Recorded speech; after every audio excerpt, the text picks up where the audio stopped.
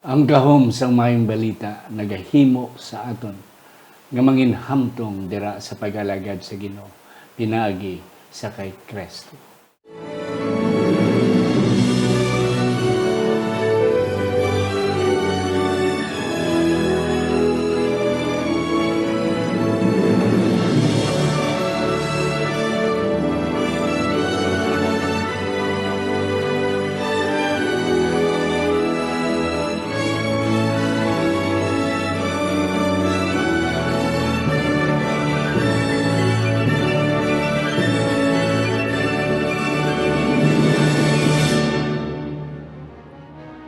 Ang pagtuon subong semanal nga pag-usisa, pagtalakay, pag-review sa aton leksyon sa eskwela sa Batika.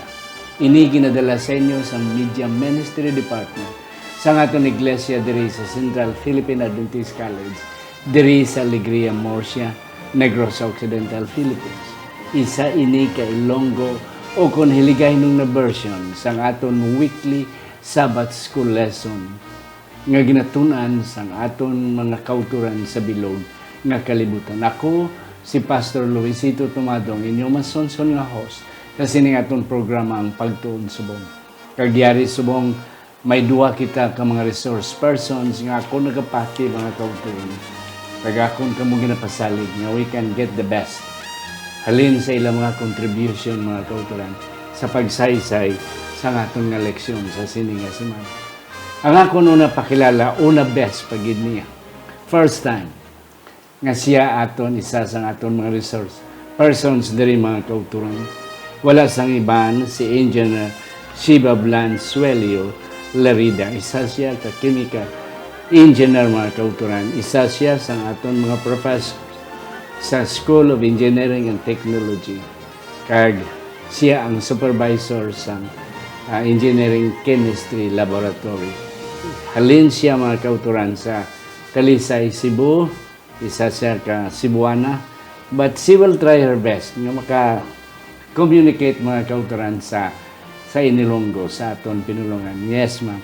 Shiva, ayong adlaw sa imo. Ngayong adlaw, Pastor. Salamat din. O kami nag-say hello sa atong mga viewers and subscriber within Negros Occidental, within the Philippines, o around the world. We'd like to ask sila sa ilan nga mag-subscribe and share this message of hope sa ilahan ng mga pamilya. Amen. Kanabi, mga kauturan. Let's share this program mga kauturan sa iban so that sila ma-benefits man. Ang ikadwa na kong pakilala, pero may naging ninyo mga kauturan. Siya ang aton nga dean sa School of Theology. Original halin siya sa Mitsayap North, Cotabato. Diri na siya upod si Ma'am Joy, yung asawa. Nag-ispuyo mga kauturan sa dugay na panahon because they are both teachers nga empleyado diri sa CPAC mga kauturan. Dok, mayong adlaw sa inyo. Mayong adlaw kag malipayon gid nga pagpamati sa tanan nga mga nagapamati sa aton leksyon subong. Kabay pa ang aton nga pagtuon, isa naman ini ka mabungahon kag magadulong sa aton sa kainit pagid sa aton nga pag-alagad. Greetings sa tanan nga nagapamati. Yes. Lipat mga kauturan sa nila. Si Dr. Pastor Rafael Hobera Carado. Ang aton nga isa sa aton. Ang di natin sa aton nga School of Theology. Sa hindi pa mga kauturan aton iduko ang aton mga ulo sa pagpangamoyo. Sa sining nga tiyon ginuyari kami nagapalapit sa imo. Nagakilala sa imo pagka-Dios. Kabay pa. Nga imo kami gamiton sa sinigin nga tiyon. Nga ang pinakamanami nga mga punto pinagi sa gahom sang balang nga Espiritu magagwa sa amon karon nga tatlo sa ngalan ni Ginoong Hesus nga amon manunubos. Amen. Amen. Yes, ma'am. Ang aton sa tsara nga teksto. Ako magabasa sa 2 Corinthians 5 verse 21, diri nagaingon, siya nga wala makakilala sang sala, ginhimo niya nga manginsala tungod sa aton, agud nga kita mangin pagkamatarong sang Dios sa iya. Yes. Thank you again, ma'am. Sheva. Doc Ralph, Lesson 9 para sa February 21, 2028. Reconciliation and hope. Duwa ni ka mga dragko nga mga terminolohiya nga siguro ako nakapati, kadamo na ikaw nakawali, ako nakawali, reconciliation, paglaom, hope, Nga ang tao, kung wala paglaom, wala na. Patay, wala na sang nothing. Yeah. But because of hope, people struggle and strive some more for a better life or for a better future. And then, the word reconciliation, pagpasig uli. Ano ang atong ginapaabot, Dok, sa sininga simana about this topic, reconciliation and hope? So sa sininga semana no aton tun-an ang pamaagi sang Dios kung paano niya luwason ang tao kag halin ini siya sa madako nga istorya kag magsulod ini siya sa gamay nga istorya. Ang dako nga istorya amo ang tibuok nga istorya sang kaluwasan sa kalibutan kag ang gamay nga istorya amo ang aton nga partisipasyon bilang mga katawhan sang Dios nga maga-response man sini nga reconciliation kag hope nga aton man madawat dira kay Kristo. Yes, and that's correct. Ma'am, sa imo nga ano aton gina-target sa sininga simana? Yes, Pastor. Karon nga simana kita magkabalo nga ang Ginoo nag-take of first step para sa atong pakipag-uli sa iyaha. Ug usab pod mabalaan nato nga ang gahom sa pulong makakos sa ato maging mature spiritually. Yes. Amen. That's right. And that's it. Okay. So arin kita sa Sunday. Yeah, reconciled from wicked works. Doc, before na ko nihatag sa inyo. After ang tao nakasala, labi ng aton unang ginikanan, doon na by nature ang tao makasasala. And then, di kabalo kita sa istorya nga dito daan sa Harden sa Eden, ang Ginoo amunto siling ni Ma'am Sheba kay na ang Ginoo nag-take sa initial of first step to reconcile. So gintawag niya si Adan sa iba Adan di na kamo. And what was the result daw? So si Pablo nagahatag sa aton no sang picture kung ano ang nature sang tao. Ang tao ini ginadescribe nga nahimulag sa Dios. Ang tao wa isang paglaom, hopeless no. Sa dira nga siya nahulog sa pagpakasala. Kag diri aton anay kinanglan intsindihon mga kauturan kung ano gid bala ang ginatawag nga sala. So diri aton makita nga ang sala amo ang pagbiya halin sa aton Dios relasyon no nga nagpalayo mismo ang tao sa Dios. Kay ti sa garden sa Eden aton mabasa aton bala ng istorya nga updanay perme ang Dios kag si Adan kag si Eva. Why sang gap between Adam and Eve. Pero aton makita nga after sila nagpakasala himo sang hindi gusto sang Dios may ara na nga separation between God and man. So ang sala ang amo ang paghimulag sa tao halin sa Dios. So amo na nga ang tao ay gid sang paglaom kag ang Dios amo ang nangita pamaagi no sa garden sa Eden. Una-una ang phrase nga diin kamo Adan. Amo na ang una-una gid. Hindi bot sing ganon Dok nga waay kabalo ang Ginoo kay all-knowing man ang Dios no.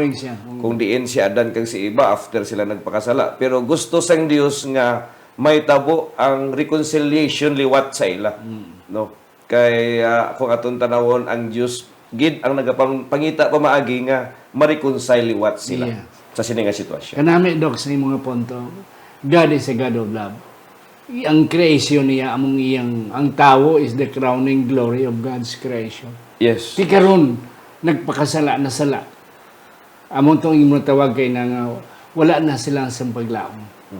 Ti ang Ginoo hindi gusto nga magpadayon nina kay kanugon sa iyang creation. That's why he took the first initiative. Yes, ma'am. Thank you, Pastor. So kaning gibuhat sa Ginoo no nga first step kani iyang initiative which is very honor sa ato privilege sa ato nga ang Ginoo mo initiate to solve this problem of sin. Grabe gid ang Ginoo ka. Bisag unsa ta ka bad pastor, ara gid sa Ginoo, ara gid ang Ginoo mo initiate to solve this problem of sin. And so all of this rests sa death ni Jesus. This gospel daw has 3 parts. Una, Christ died para sa atong mga sala. And we are justified by faith. Ang second. And then, a new life comes through union sa Ginoo with Him. Yeah, and that's it. So, grabe ang ginimo sa Ginoo. Pwede ito daw kung sila, bahala naman, may mo lang ko another world, another kalibutan. Pero, hindi na yan mong batasan. Sa aton nga tao, pwede tayo. Anyway, gamay lang na. So, ngita lang ko another one. But no, God has that kind of initiative. You have some more points. So ato makita diri ang initiative pagit sa Dios sa Genesis 3 verse 15. Gitawag naton ini nga teksto mga kautoran nga sa Greek proto-evangelion o una nga gospel. O, the first So gospel. diri sa pagpakasala pa lang ni Adan kag ni Eva, ara na ang gospel. Ara na ang maayong balita dayon. Mayong balita. Ara na ang solusyon sa sala. Kag amo ina ang promisa sang isa ka seed sa Greek sperma. Kag ini nga seed amo ang ginapaabot actually no sang mga tao sa Old Testament. Kada nanay kag kada tatay ginanganlan ginaangot nila ang ilang bata dito sa pangalan ni sang Yahweh expecting ang ilang bata amo ni ang seed. Pero in the history of humankind mga 4,000 years pa nag-abot ang seed ining Naging promise nga seed ining gospel. Pero amo ni nga diri sa aton leksyon ang emphasis bala nga may ara kabilugan nga plano ang Dios para sa iyang mga katawhan pagkatapos sila nakasala. Kag kada isa sa aton naging player, tanan nga mga tao sa Old Testament kag sa New Testament naging part kag player lang sa kabug-usan nga plano sa Dios sang kaluwasan. Amen. And that's correct. O, kadamo pa tani. Ma'am, balik ko sa imo sa Monday. If you continue in faith, siling ni Pablo sa mga taga-Kolosas, kay sulat ni Pablo nimo sa taga-Kolosas. Oh, ang report sa iya, si Pablo ara sa sulod sa prison. Wala gid sa gani kakita sang physical nga structure sang simbahan sa Kolosas. Batian niya lang, report lang. Pero ang kanami sa report, you are doing good, but continue. Yeah. Kay you are not just there. Hindi lang kay dira lang kamo, but you have to go on. Yes, ma'am. So to continue in faith, Pastor, according diri sa atong lesson, to be grounded and steadfast, meaning unmoved kita from the hope of the gospel. So naatay natawag nga lifelong nato nga faithfulness sa ato ang Ginoo. Usab kini siya gikan sa Holy Spirit. Ang Holy Spirit mag-transform sa ato nga mga believers, Christians, to become moved or to be moved like Christ, His character, His thoughts, His actions. Lifelong siya nga process, Pastor. Doc, yes, thank you, ma'am. I do not know kung correct ni ang conditional. Ang ilang pagtuo, ang ilang pag-alagad, ang ilang perfectness, sina ang mga panahon at that certain point is conditional. That's why silang ni Pablo continue in the faith. Is that correct, Doc? Sa apat ka klase, no, may ara apat ka class ang ginatawag nga if kung, no? Sa Ilonggo amo na. Yeah, Kung sa Greek. Yeah. Ang gigamit diri sa Colossus 1:23, nabilong na siya sa first class nga Greek nga paggamit. Meaning it The is usage of in the the word if. paggamit sa word nga if, it means in dalong-dalong nga grammar, it is in the indicative sense. Oh, okay. It means ang although may ara siya sense of conditional pero tuod siya. It is factual, matabo. Posible nga matabo kag tuod nga matabo gid sa kinabuhi sang isa ka tawo kung siya lang magpabilin. Kag ang gingamit diri nga word is kanang word nga persistent. Persistent. Matabo ini, tuod ini kung persistent siya nga magpadayon sa iya nga pagtuo dira kay Kristo. So ini nga klase sang description para ni siya sa mga ara na kay Kristo, no? Ang nag-response na no kay Kristo. May ara babae nga adultery ang gigamit no sa parable ni Christ, persistent widow. Atong persistent widow. Kag muman ang experience ni Timothy nga naging remain faithful siya sa iyang mga doktrina bisan anong pa ang iyang mga naagyan. So ini nga klase sang sang if nga gigamit diri conditional. Ang paglaom is conditional, however tuod nga matabo. Yeah. Sa Sigurado ilang gid kabuhi. mo. Sigurado nga matabo sa ilang kabuhi. Even though may conditionality aspect dira, pero gamay lang. Ang dako nga portion is it will surely come out. Ang conditionality matabunan sang persistency Yeah. kung magpadayon. Yeah. Okay. Ma'am, do you have some more to share? It was also na-mention po di ay Pastor dito sa ato ang lesson nga once save, always save. Yes. Ingon direk once save, always save. Pero i-emphasize ni Paul nga kani siya dapat ongoing faithfulness. Dili Okay, nga ang- magsaliglangan. Agawon ko. Kaya ang mga mentality sa mga tao sa buong they believe on one save, always save. Nga, anyway, sigurado naman ko, magpahimoyong na lang ko, mag-stay by na lang ko. Anyway, sigurado naman akong kalawasan. But that is not what Paul is trying to say.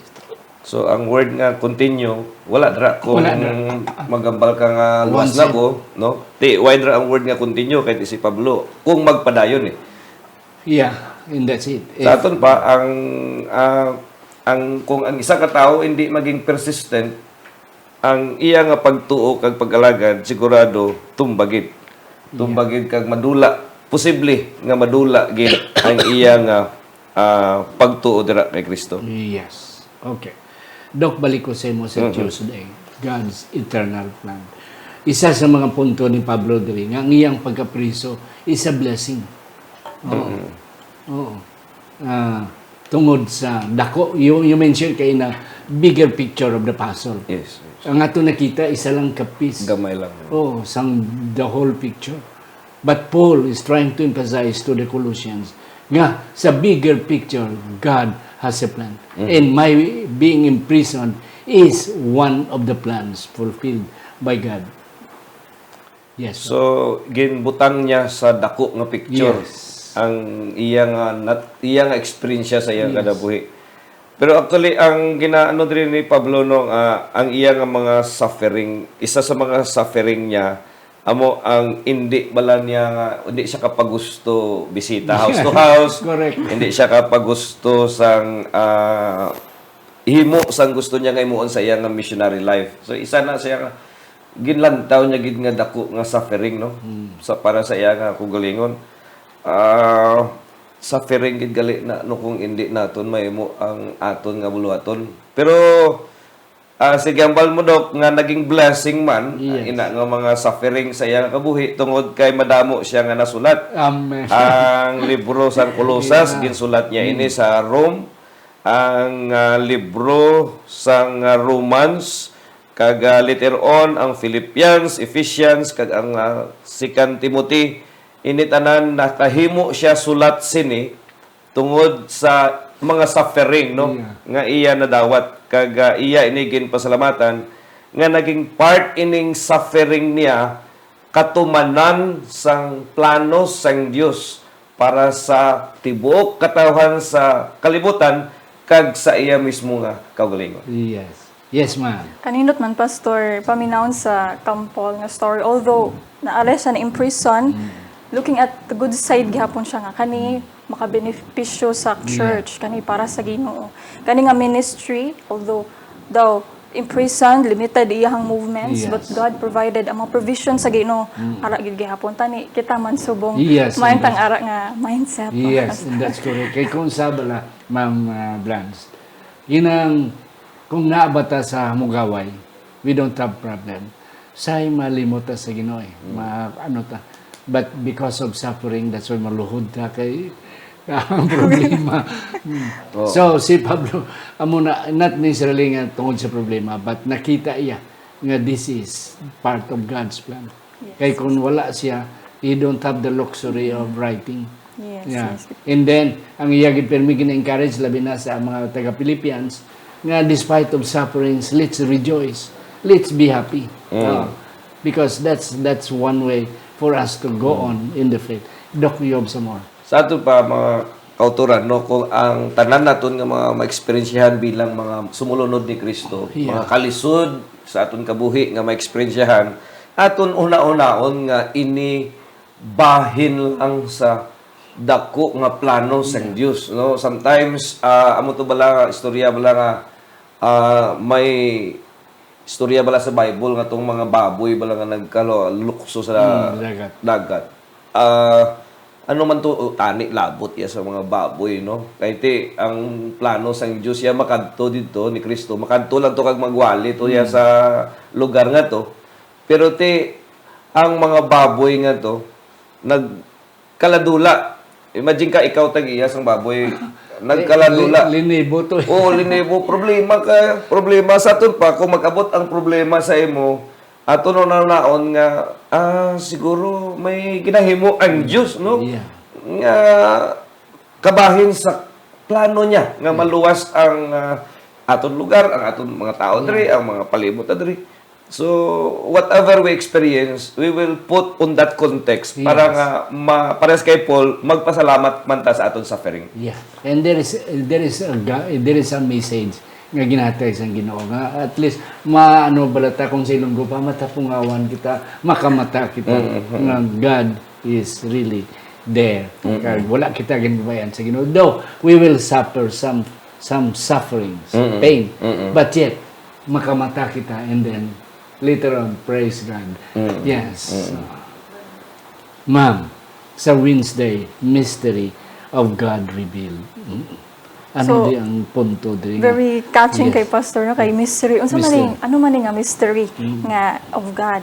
So kani nga mystery sa ato ang lesson, His eternal purpose gi-reveal through sa kinabuhi ni Kristo, through sa iyang pagkapatay, through sa iyang pagkabanhaw, resurrection. Mystery in the sense nga ang mystery hindi kinatumatungkad kay ti bisan sa langit, Pastor, we will still continue studying about God. Hindi naton maubos, hindi naton ma-exhaust ang pagtuon naton sa Ginoo, or else hindi na siya Ginoo. Og kita Ginoo na pod, but God ang iyang pagkaginoo will remain forever. Yeah, but in some sense, ang mga tinago, gina-reveal. So one of the revelation is the mystery of Christ dying at cross. Ang iban ng mga tao sa kalibutan, luwas sa Christian, could not accept nga ang Dios magpakamatay. Yes. Maglansang amo niya, Dios kapungko lang yan, gahulat lang nga. Service 1 ang inyo ya, may nag-take servant rule, kag nagpakamatay pa sa cross, kahuluya. And that's the point, Doc, yeah. So, ang misteryoso diri, maintindihan lang sa mga nagapati kag nagadawat kay Kristo. Actually, ang mystery remains hidden, no? Amo na gani sa time ni Jesus, kadumdum ka, para permi siya gagamit parable. Permi siya gamit sa mga symbols, no? Bisan gani sa propesiya, mga symbols. Kaya ano, para sa mga hindi magtutuo ya, mga waay pati kay Kristo. It's a mystery. Misteryoso para sa ila. Pero, Pastor, para sa akon, ang ini nga misteryoso, ginpadayag para sa mga tao nga makaintindik. Kaya hindi man ni maintindihan kung hindi nila maintindihan nga mystery kung hindi nila ini madawat. Of course, nagyambang ni Pastor, nga hindi gid of course naton maintindihan gid tanan-tanan. Ang Ginoo. Pero partly sini ang misteryoso diri nga ginambal ni Pablo ang sa time bala sang Gentile kag mga Hudiyo bala. Mayara nga hindi gid sila yung magkasinabot. Hindi gid sila yung magbaton nga. Hindi gid Pastor kag hindi gid sila yung magkanamay time hindi gid sila mag-intindihan na. Pero pat sa dira nga ang tao magdawat kay Kristo, pwede sila magkaon sa isa kalamisa. Yes. And that's a mystery. No? Ang maka-intindi lang sila nga misteryo, ang naga-experience lang sa gugma ni Kristo. Yes. Muna ko kaysa hindi naton man ma-explain ang power of love. Yeah. Kaya nga love of Jesus Christ is a mystery nga magdala sa aton, no, sa paghiusa bisan lain-lain kita sa mga background sa kinabuhi sa sulod sa iglesia, mga kauturan, no? Kung ara kita kay Kristo, kag tutuod kita nga nag-alagad kay Kristo, ma-experience naton ang mystery nga ginahambal ni Pablo. So, And that's correct, Pastor, Ma'am Blanche. Ang mga Hudiyo, hindi gid nila matulon niya. hindi, Nga ang mga Gentiles, makig-upod sila, Ay, makiglamano sila, makig-agbayanay sila, Makipatay, makigkaon. Ay, ilas na iya, separate. falta, away tayo, okay, because you are different from us. And then silang mind, Gentiles don't have salvation. Yes. So why take time sa pag, ano sila? And that's mystery on the part of the Jews. Si Yes. Pablo, isa ka Hudiyo, amo nang gina-emphasize siya, nga this is a mystery. Nga dalom gini. Nga, ang mga Hudiyo by nature, they are proud of themselves. They are the unique. They are the chosen people. Ang iba niya wala kaluwasan. Yet, in Christ, amo nang Pwede sila makaangkot. amo nang sila ni Pablo. Iyagid na emphasize, in Christ, the mystery of God is revealed. Imagine. Oo. Pero abi karon no, kita dato ta, mangaranon ta, milyonaryo ta. Maupod ta kaon sa mga pigado. That's really a mystery. Yes. Mga bata, hindi ko yung daddy magkaon, daddy ko na yan. But in Christ, everyone is. Do you have some more, ma'am? Kanindot lang gyud pastor na everyday na ang presensya sa ni Kristo sa ato in Christ in us everyday para man nga atong makahalubilo kanang klase Yes. sa tabi sa karon nga present time. Yes, and that's correct. Di amo man na karon. Oh, di sino kita man. Yes. We are sinners. We are nothing. But the mystery of God is revealed.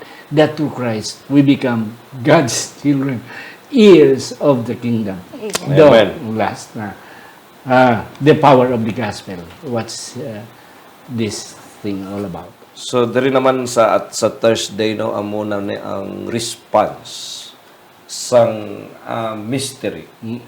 Hindi lang ang Diyos ang naghimo sang initiative. Yes, ang Diyos naghimo sang initiative. Pero ang tao kinanglan mag-response sa sina nga initiative. Yes. Magsabat. Adan, iba, diin ka.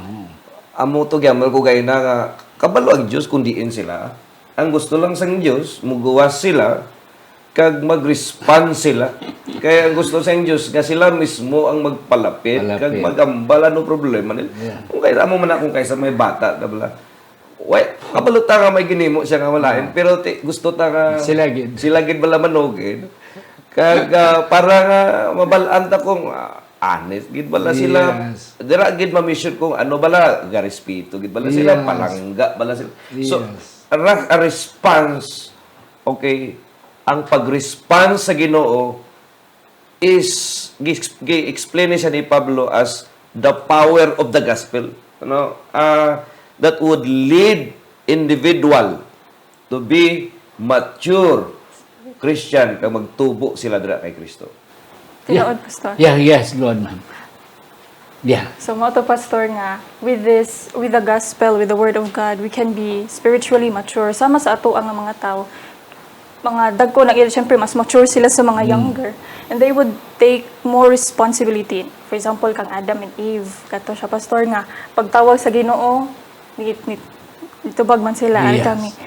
So sa spiritual pod nato nga maturity, ara man pod dapat sa ato until this present time. Yes, and that's correct. You see, Doc, balik ko sa inyo punto.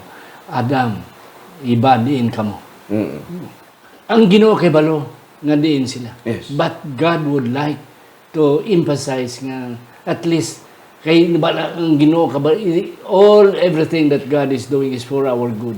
True. That's for the good of Adam and Eve. Ti dito na sila nakarealize, Lord, sala gali, so forth. Despite nga, on the first place, nagtudloanay pa sila. But later on, at least, ang Ginoo. Tiamon ko na sa imo mala nga example sa mga kabataan. Nga, ang atong gusto ng atong kabataan, ma-realize nila. Pwede na bala na itong kasala sila.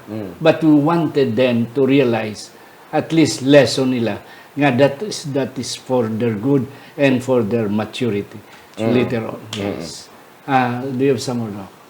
Sa dugang sa atong leksyon no nga ang pagtubo bilang Kristohanon hindi lang amo ang pag-respond. Of course, nag-respond na ta. But siling sa atong leksyon kinahanglan magtubo kita, Yes. maging mature kita. Paano? No? May tatlo ka mga suggestion. Number one, we have to grow in faith.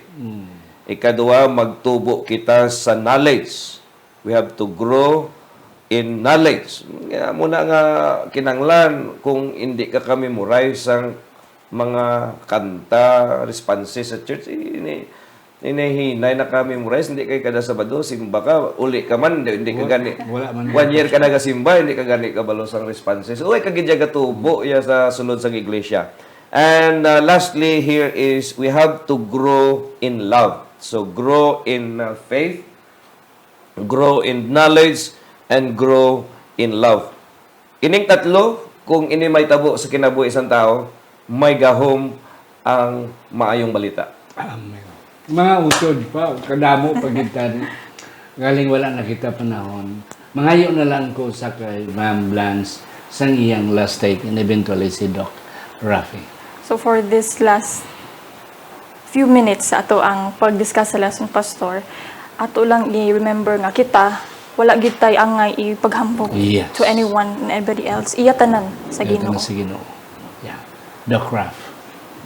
So, akon i-quote no ang gihamba diri sa atong leksyon siling pa diri nga samtang ang Dios himo sang initiative pagluwas sa aton, hindi naton lipatan nga kinahanglan maga-respond man kita pinaagi sa paghigugma sa iya kag paghimo man sang aton nga part sa nga kita kabahin sa tibuok nga plano sang Dios sa pagluwas sa tao. Mahimo lamang naton ini mga kauturan, of course, pinaagi sa grasya sang Dios kay ang kaluwasan ang tanan nga nagahimo sini ang Dios, tanan naton nga mga kaugalingon nga mga pagpaningkamot hindi ni amo ang basihan no sang pagtubo basihan sang kaluwasan sang reconciliation nga ginahambal ni Pablo, pero only the grace of Jesus Christ and the power of the gospel nga kinahanglan naton ay kinabuhi, Pastor. Yeah, and that's correct. Mga kauturan, mabalik ko sa mysterious ng Ginoo. Mga kauturan, ang aton kaluwasan is a mystery. Wala gid kita yan. Tani yan, patay na kita. But because God sent His Son, and then hindi gani nakahangop, even angels, Doc. Yes, Oh, yes. hindi nakakomprehend why the Son of God has to come and died at Calvary's cross. Amo muna kita mga kauturan. But one day, kung dito na sa langit, aton siya hakson. Kag magpasalamat kita. Kag dira nato nabalan, paano kita naluwas. The mystery of God revealed. Mga kauturan, sa hindi pa si Doc Rafi, magpangamuyo sa atong closing prayer. Ako na na'y pasalamatan si Doc